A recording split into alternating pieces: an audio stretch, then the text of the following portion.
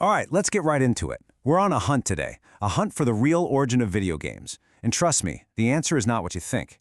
It's this surprising, almost totally forgotten story that, well, it pretty much changes how you'll see the entire industry. So let me ask you straight up. If I say first video game ever, what pops into your head? Like right now. Just picture it. Okay, so if you're thinking of that classic, hypnotic back and forth of Pong, or maybe you're a bit more of a history buff and you thought of Space War, then yeah, you're in good company. A lot of people think that. And look, those games are absolute icons. They launched an entire industry. But they're not the beginning of the story, not by a long shot. Now, to find the real answer, we've got to dig deeper. We're going back in time to a story that was basically lost, and it totally reframes how we think about the birth of, well, fun on a screen. So get this. The year is 1958. We're talking 4 years before Space War, a whole 14 years before Pong even existed. An invention shows up for just a moment, and then it's gone. Poof. It wasn't really a product. It was more like a ghost in the machine. Just this brief little flicker from the future. And this ghost, it has a name. Its story doesn't start where you'd expect, some garage in Silicon Valley. Nope. It starts in the nuclear physics lab, during the height of the Cold War. It's a crazy story, really. It's about a physicist, his lab, and a surprisingly human idea. Okay, so here it is. Meet Tennis for Two. It was created by a physicist named William Higinbotham, and it wasn't played on a TV, not on a computer monitor, but on the little, round, glowing green screen of an oscilloscope. Can you believe it? It was a simple, super elegant, and honestly a profoundly revolutionary little game of tennis. And you gotta understand, this wasn't just some tech demo. One of the sources we looked at for this piece just nailed it, calling it a small, brilliant act of technological humanism. I mean, that phrase right there, that gets to the very heart of why this thing was so special. Which of course brings up a pretty big question, right?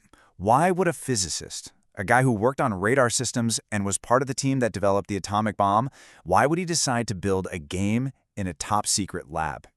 The answer, well, it tells us everything about why we play in the first place. So you have to picture the scene at Brookhaven Lab. It was this temple to the atomic age, full of serious nuclear physics research, and they had these open house days for the public. But the exhibits were, well, they were boring, static, kind of intimidating, Higinbotham saw that and wanted to change it. He wanted to use this incredible technology to do something different, to show that science wasn't just about scary, powerful stuff. He wanted to use it to create something fun, something delightful, a genuine human connection. Okay, so how on earth did he pull this off? I mean, how do you even build a video game when there are no microprocessors, no modern computer code? The answer is just pure, brilliant analog creativity. The genius of Tennis for Two was how simple it was. Higinbotham and a technician literally built it from spare parts they had lying around the lab. They hooked up an old-school analog computer to do the physics calculations. The arc of the ball, gravity, all that stuff. The screen was just a tiny 5-inch oscilloscope, and the controllers? Just these little aluminum boxes with a knob and a button. That's it. It was literally a physics simulation, just cleverly disguised as a really fun game. And by doing that, they accidentally created something essential. They created the very first gameplay loop. You know that feeling, right? That magical, satisfying feeling when you do something and you get an instant response on the screen. Press a button, something happens. That right there is the fundamental DNA of every single video game we play today. And it all started here. And people went nuts for it. I'm talking long lines of people waiting just for a chance to play.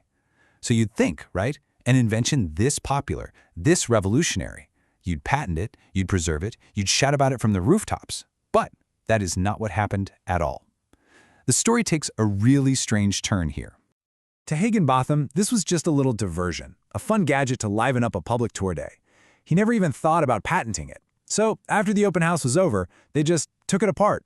The parts were used for other projects. And just like that, the world's first video game, it just vanished. And for more than 20 years, that was it. The story was gone, forgotten. The commercial video game industry exploded in the 1970s with Pong, having absolutely no idea that its real ancestor had already come and gone. It's crazy. It wasn't until the 1980s, during all these messy legal fights over who invented what, that lawyers dug up Higinbotham's work, and his place in history was finally cemented.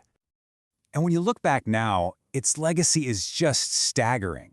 This wasn't just some technical footnote. It established the core DNA for everything that came after. Think about it. The first graphical game made purely for entertainment, the first interactive sports game, the very first multiplayer video game experience, and maybe the most important first of all, it was the first time a computer was used not for crunching numbers, but for connection, for fun, for play.